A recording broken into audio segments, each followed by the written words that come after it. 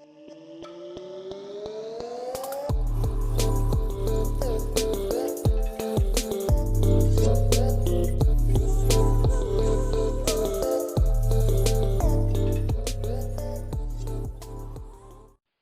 right, family. So here we are, Urban Times Magazine. It's Kerry, your guy, and I am stoked right now. I'm not going to lie to you because I've been following this show since it first came on, Ready to Love. You know, nephew Tommy, he hosted. But I actually got the opportunity to interview one of the castmates on the show Ready to Love. She's right here with me. And believe it or not, she's going to not dish the dirt, but she's going to tell us what makes her tick and how she came about to be on the show. And we're going to learn from the Renaissance woman herself, Tiffany Kirk. What's going on, sis? Hey, not much, man. I'm just excited about this interview and, ready to share with your world a little bit more about who I am. I know the viewers have a chance to get to know me through Ready to Love, but I'm obviously a whole lot more than what is portrayed on the screen. So I'm excited, and I'm doing well tonight. That's what I wanted to hear. I appreciate that. Definitely appreciate that. And people, y'all got to know, this is a very busy young sister right here. I mean, it's incredible what she does. And you just moved to the ATL not too long ago, if memory serves me correctly. Yeah, not too long ago, 2013. I came here in April of 2013. So I've been here a little more than 5 years. Was born and raised in St. Paul, Minnesota, which is the Twin Cities, Minneapolis, St. Paul. So yeah, I mean, I lived there my whole life, went to college up there, University of St. Thomas, and, got a couple degrees in business and teaching, and just was ready for a change. I had loved the Atlanta landscape and the progression of our people down here and the connectivity of everybody, and, just wanted to break a change. And so I came down here, kind of a leap of faith, back in 2013, didn't have a job lined up. I did have an apartment that I came down here to get before I got here, but it's been great. It's been everything that I would have expected and probably more. So I've definitely enjoyed Atlanta and definitely call this my second home. Indeed. And you know what, interesting, because I kind of mentioned it in the intro, but I mean, with everything that you do, I mean, I got a chance to see all the businesses, your involvement. I mean, you deem yourself as a Renaissance woman, and I would have to agree, because you not only do what you do with the multiple businesses and such, but you've also dedicated your life to basically pursuing to help others and inspiring others. I mean, how did that come about? I think I've just always, from a young age, I think of like one of the first times that I just felt so sorry for people that had less than me. I think I had the flu back in the day when I was probably about 8 or 9 years old and saw one of those starving children in Africa commercials and just teared up and just started bawling. And I was like, what's wrong with you? And I'm like, this is just sad. Like, these kids don't have anything. And so I remember it starting way back then where I just had a heart for people. And, through my experiences of being involved in a program in high school called Infinity Systems, I was exposed to some very professional, prestigious Black adults that came into my high school and piloted their program there to teach us about the stock market and how to get into college and how to resist peer pressure and, just a variety of topics that we just weren't getting in school. We weren't necessarily getting from our parents.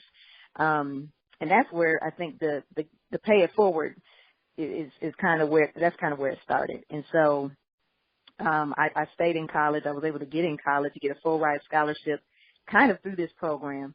And once I graduated from college, I got my teaching license, kind of stayed on an additional year and started teaching elementary school. And just to see those light bulbs go off in those kids' eyes and faces light up when they learn something new and, come to me and show me something that they can be proud of and that something I'm doing is making a difference in their lives. So that's where the start of my career in giving back and paying it forward began.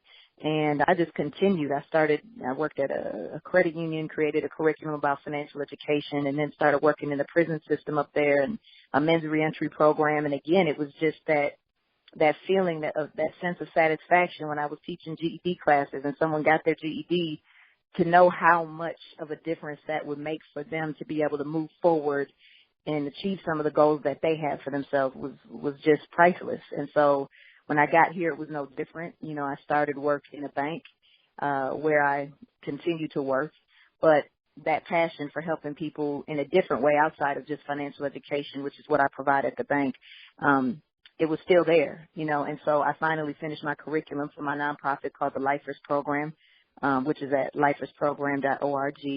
And that's really for a group of, it could be for young men, young women. I piloted it actually this past spring with young men and women who were on probation through Fulton County courts.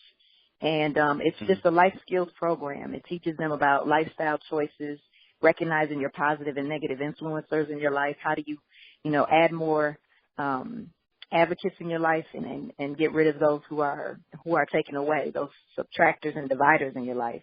And then teaching them about sentencing guidelines and incarceration rates statistically and primarily among Black people in this country, and how skewed our system has been, in that by them doing what they're doing, they are just adding to that statistic. We also talk about financial education and entrepreneurship, employment options. They take an aptitude test so they can truly learn what their strengths are. And then we talk about relationships and success. How do we move forward? They present to their parents and other stakeholders in their life at the end of the program to help them to, you know, hold them accountable for what they put on paper for their life plan. So that's my program, and I'll never stop doing that. I teach at Metro Reentry Facility, which is a rehab center for men that are facing less than 2 years left in their sentence. So I do financial education there. I teach at Gateway Shelter downtown Atlanta, which is transitional for homeless men or veterans. So my passion is just in people and service. And again, you would have never got that on the show, but that's a whole lot of who I am. You know, I got a home staging business on the side. I love interior design. I've always had an eye for design and a passion for that. I sell clothing online. I've got an artistic company where my friends and I do paint and sip parties, craft and sip parties called Artistic Expressions with an X. So yeah, I do a whole lot. I don't feel I need to fit in a box, and that's where that phrase Renaissance woman came from. We're in a different age. We're not in the 1960s or the 50s where you pick one thing and you stick to it. I think that people are learning that you have to explore what your interests are and what your passions are. Whatever, you know, however you're hardwired, it's that way for a reason. I think that's God's voice inside of us telling us that that's something we need to do to get to what He's got intended for our destiny. So I'm not afraid to step outside the box. You're not always going to be received well by everybody, and you know, some people will take it as, you know, you're trying to do too much and you need to stay in your lane. But I just believe that, you know, we're all capable of many things and we can wear many hats. Oh, I agree with you right there. I mean, I love that you're,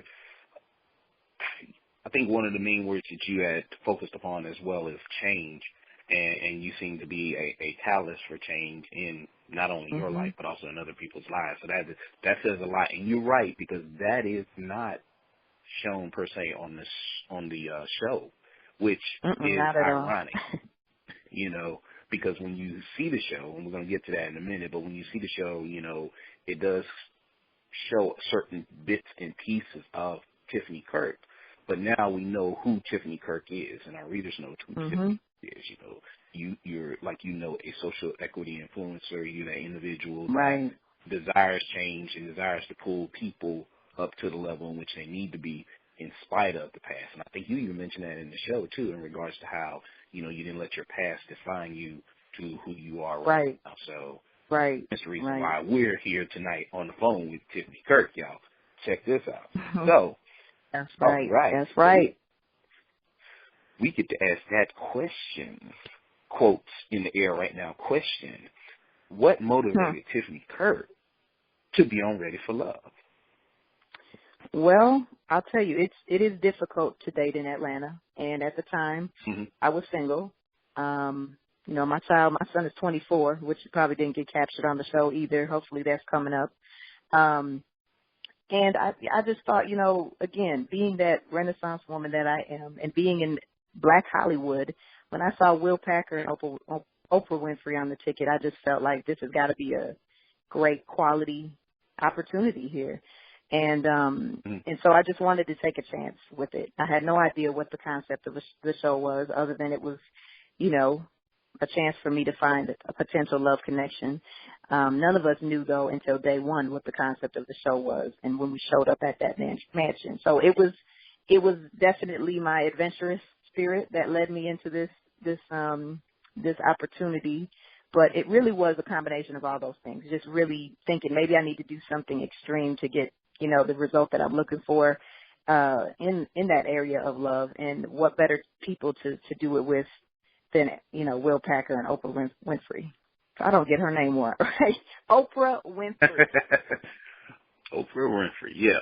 So, wow, that says a lot, though, because you're speaking about your adventurous spirit and, doing that. So, with that being said, since you were on the show, did you learn anything while you were on the show, not just about love, but about you, Tiffany Kirk, and how you view things? I mean, what was your learning experience being on the show? Well, I think I learned to be a little bit more patient. Now, it probably appears that I'm just this no nonsense, cut them quick type of person and not give a chance. But people don't really realize this was over the course of 8 weeks, and so I typically would have been someone to cut someone as quickly as I saw patterns that I didn't like or appreciate. And so I learned to stick around, fall back, and, see if that person, which, was Alex on the show, if he had it in him to want to adjust. And if he didn't, it was okay, because that just meant that it was not a good fit. It was not a good time. But I did learn a bit more patience. I'm usually, like I said, I have usually, a pretty low tolerance for continued patterns of a behavior that I'm not into. So do you, and that's interesting because as we watch the show, you kind of got bits and pieces of that. Do you think that comes from, I guess, your basically where you came from, your upbringing, or how, basically you being, definitely. so involved in multiple businesses? I mean, that's interesting that you said that, and I definitely want you to share that, how did you come about having that type of, I guess, for lack of a better term, I want to make sure I say it correctly, but perception in relationships? Yeah. Well, I'll tell you, my first relationship was at the age of 15. It was a 7-year relationship with my son's father, who is probably the biggest influence on how I handle men and the things that I've seen, because he put me through some things, but he taught me a lot about game and a lot about it taught me how to respect myself, I think, more at a very early age. I had my son at 17, and so responsibility is something that I lead with.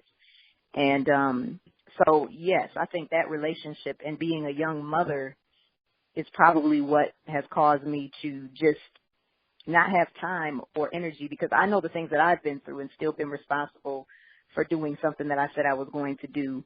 And so I give it to you, and I just expect it in return. When people say I'm looking for someone that's equally yoked, those are things important to me as far as consistency and stability and dependability, because I've been that person for other people in my life, and that's just what I expect in return. It's not about insecurity. It's not about, what they've made it out to be on the show is I'm insecure or I'm controlling. This was never, ever, ever about that. I never asked him to check in every hour or every 2 hours. It was when he stated he would do something that he followed through. That is simply it, and that's all, period.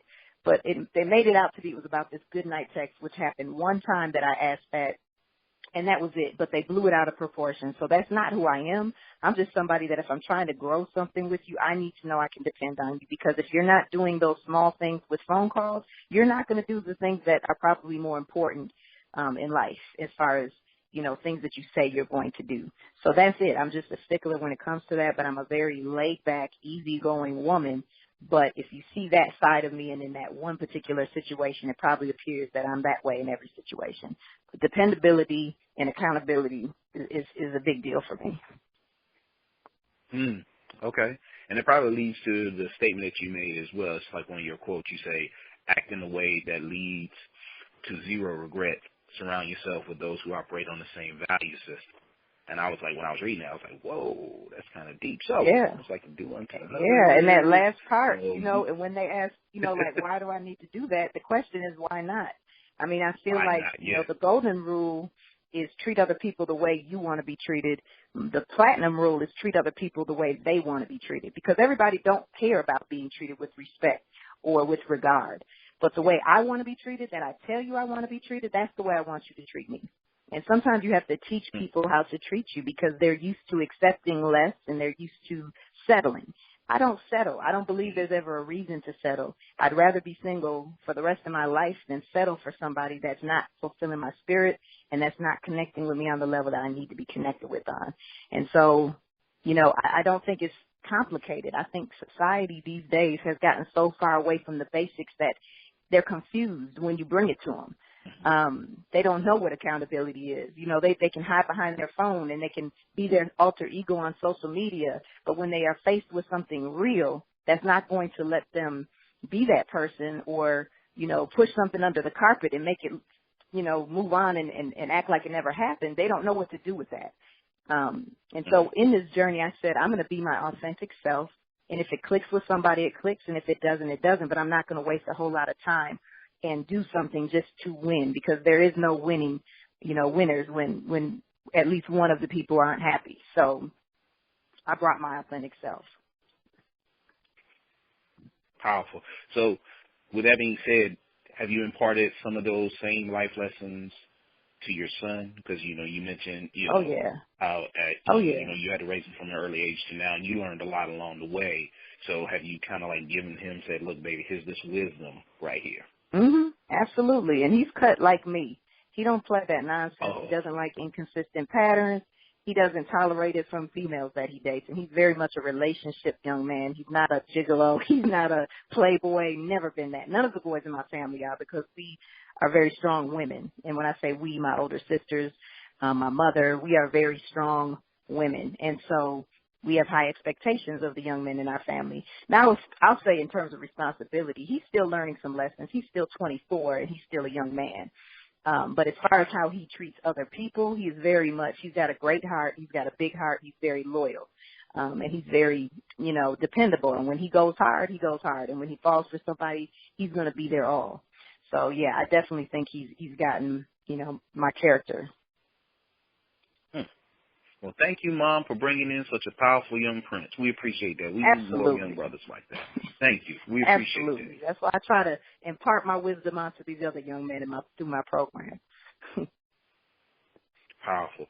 So let me ask you this then. With all of this being said, and again, you have all these multiple endeavors that are going on, what would be the one that if people were to look back on it and say 5-10 years from now, they would say, Tiffany Kirk, we thank her for, and you fill in the blank? For inspiring young minds. I mean, that would be it, for making a difference in the lives of young men and women who didn't know they had other options. That would be what I want other people to remember me by, or the legacy that I want to leave. It doesn't take much to touch a young person or an older person for that matter, sometimes just 5 or 10 minutes of their time and an open ear. So the Lifers program is definitely the one thing that I plan to grow. I plan to get more partnership with and provide the curriculum in different arenas. But that's the one thing that I want people to know me for, is just sharing what I know and paying it forward. That's what's up. So how can our family, our UT family, and others that are going to be listening to this on YouTube, on social media and such, how can they get in contact with you, and how can they help you and be a part of the Lifers program? Yeah, absolutely. Well, you can find me on Instagram and Twitter at I am Tiffany Kirk. My Facebook is closed to friends and family. I gotta keep some sense of privacy, and I just haven't set up kind of a separate page. But Instagram, Twitter, I am Tiffany Kirk. My personal website is tiffanyekirk.com, and the Lifers program is the website www.lifersprogram.org. And then when you go to my website, Tiffany E. Kirk, you will find tabs across the top of the screen that will take you to. I also do music. I guess I didn't mention that. My sister and I have a rap group called Double Shot, and that is on my page as well under other interests. My focus has been the Lifers program, but that's something I'm doing right now still as a hobby. But you can definitely go to our SoundCloud as well and look for Double Shot Music. Okay, so let me run this down to you, family. This is what's going on. Tiffany Kirk, okay, she is on, of course, the show, but she also has her Lifers program, which is going to be at Lasting Legacy. Then she also has her position in which business in which she goes and she she sets up homes and then she got bars. I mean, I'm astounded right now, okay? Now you talk about that's the Renaissance woman. I don't even know how I forgot the rap thing. My goodness, too much to remember. Come on. And then what's next? In the next several years, we're gonna find out you got a book. And then we're gonna find out you're producing. Right. But that's the thing though, and I say that not just jesting, but I'm saying that out of seriousness. It's great to see a sister who has developed a platform. Because like you said, you came to the ATL. Just moved there on faith.